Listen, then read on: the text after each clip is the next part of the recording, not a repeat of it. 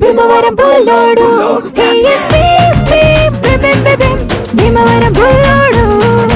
Hi friends, welcome to Bhimavaram Bullodu channel.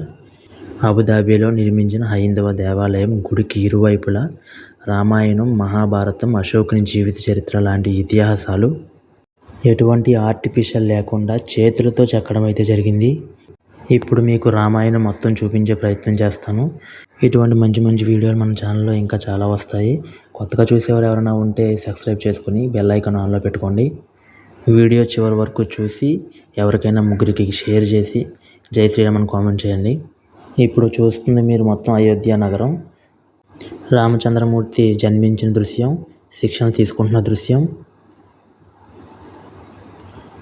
ఇక శివధనస్సు విరిచిన దృశ్యం, ఇక మన అమ్మ సీతాదేవిని కళ్యాణం ఆడిన దృశ్యం అన్నీ కూడా మీరు క్లియర్గా చూడొచ్చు.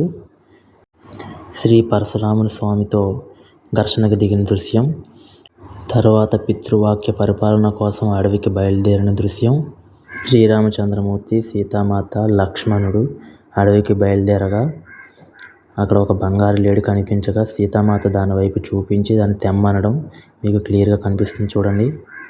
తర్వాత రావణాసురుడు భిక్షాటన చేయగా సీతమ్మ తల్లిని అపహరించిన దృశ్యం, జటాయువు రెక్కలు తెగి కింద పడిన దృశ్యం, రామచంద్రమూర్తి శబరి ఎంగిలి పళ్ళు తినడం, తర్వాత హనుమంతుణ్ణి కలవడం, వాలి సుగ్రీవుల యుద్ధం, హనుమంతుడు లంకకు చేరడం, లంకలో సీతమ్మను చూడడం, అశోకవనం మొత్తం నాశనం చేసి లంకకు నిప్పు అంటించడం, వానరులంతా కలిసి లంకకు రామసేతు నిర్మించడం, రావణాసుని వానర సేన మధ్య సంఘర్షణ, లక్ష్మణుని కోసం ఆంజనేయుని సంజీవుని పర్వతాన్ని తీసుకురావడం, తర్వాత రావణ యుద్ధం గెలవడం, సీతమ్మ తల్లికి అగ్ని పరీక్ష విధించడం, సీతమ్మ తల్లిని హంసవాహనంలో అయోధ్యకు తీసుకువెళ్ళడం, అయోధ్యలో ప్రజలందరూ కూడా అంగరంగ వైభవంగా పండుగ జరుపుకోవడం, శ్రీరామచంద్రమూర్తి, సీతామాత, లక్ష్మణుడు, శ్రీ ఆంజనేయ స్వామి కలిసి అయోధ్యకు రావడం, అయోధ్యలో హారతి ఇవ్వడం,